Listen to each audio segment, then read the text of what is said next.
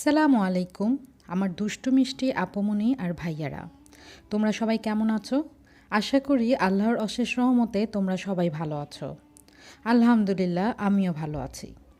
আসলে ভালো না থাকলেও বলতে হয় ভালো আছি। আজকে তোমাদের সাথে শেয়ার করব সিলেটের করোনা ভাইরাসের আসলে সিলেটের কী অবস্থা, সেটা তোমরা তোমাদের নিজের চোখেই দেখে নিবে এবং কিছু কথা।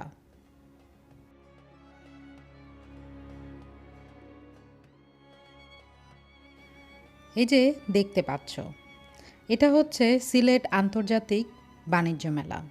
প্রতি বছরই এই মেলার আয়োজন করা হয়, আর সিলেটবাসীরা প্রতি বছরই এই মেলার জন্য উৎসুক হয়ে অপেক্ষা করে। আমি বিকেলবেলা গিয়েছিলাম কালকে। দেখতে পাচ্ছ, বিকেলবেলায় কিন্তু বাণিজ্য মেলাটা একদম কানায় কানায় ভরপুর থাকার কথা, কিন্তু আজ তেমন কেউই নেই, চারিদিক ফাঁকা। কেন, নিশ্চয়ই তোমরা কিছুটা অনুমান করতে পারছ। সেটি হচ্ছে করোনা ভাইরাস।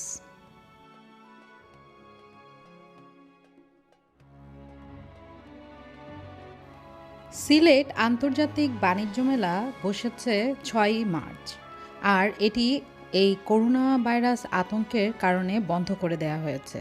মানে এটি 18ই মার্চ থেকে টোটালি বন্ধ হয়ে যাবে। কারণ আমরা সবাই কম বেশি জানি করোনা ভাইরাসটা কিন্তু আসলে যেখানে নাকি মানুষ বেশি থাকে সেখান থেকেই বেশি ছড়ানোর সম্ভাবনা থাকে। তাই সিলেটের প্রশাসন এই বাণিজ্য মেলাকে বন্ধ ঘোষণা করা হয়েছে। আর সিলেট কিন্তু বাংলাদেশের মধ্যে সবচেয়ে বেশি ঝুঁকিতে রয়েছে। কারণটা আমাদের অনেকেই জানা, কারণ সিলেটের অনেক ভাই বোনই কিন্তু প্রবাসবাসী এবং অনেকেই আসছে বাইরে থেকে। তাই সিলেট বাংলাদেশের মধ্যে সবচেয়ে বেশি ঝুঁকিতে রয়েছে করোনা ভাইরাস আক্রান্ত হওয়ার ক্ষেত্রে।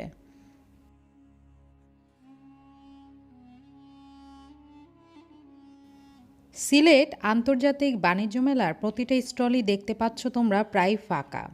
আসলে এই অবস্থা শুধু সিলেট আন্তর্জাতিক বাণিজ্য মেলার নয়, সারা সিলেট শহরেরই এই অবস্থা। আমেরিকান একজন চিকিৎসক বলেছেন বাংলাদেশ সবচেয়ে বেশি ঝুঁকিতে রয়েছে, আর এটা কিন্তু আমরা সবাই জানি এবং মানি, কারণ বাংলাদেশের উন্নত তেমন কোনো চিকিৎসাই নেই।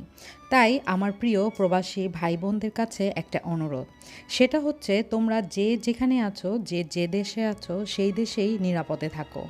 দেশে আসার তাড়াহুড়া করো না, কারণ তোমরা যে উন্নত দেশগুলোতে রয়েছ সে দেশের চিকিৎসা ব্যবস্থা কিন্তু অনেকই উন্নত, যেটা আমাদের দেশে একদমই নেই।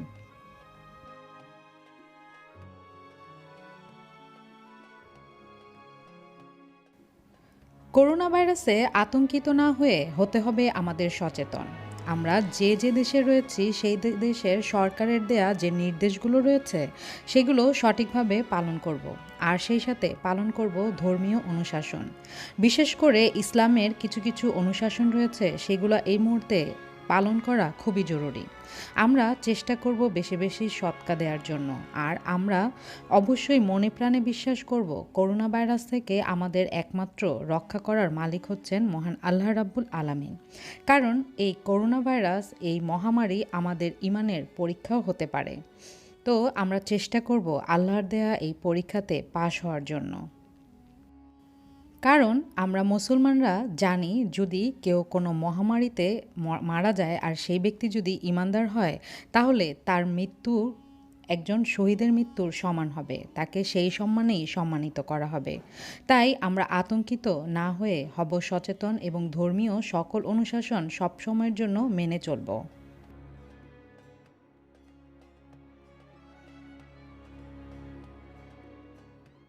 মহান আল্লাহ রাব্বুল আলামিন আমাদের ক্ষমা করে দিন। আল্লাহ আমাদেরকে হেফাজত করুন। আমরা সবাই সবার জন্য দোয়া করব এবং সবাই খুব সাবধানে থাকব এবং সচেতন থাকব, যে যেখানেই থাকব। আজকে তাহলে আমি এখানেই তোমাদের কাছ থেকে বিদায় নিয়ে নিচ্ছি। আল্লাহ হাফেজ।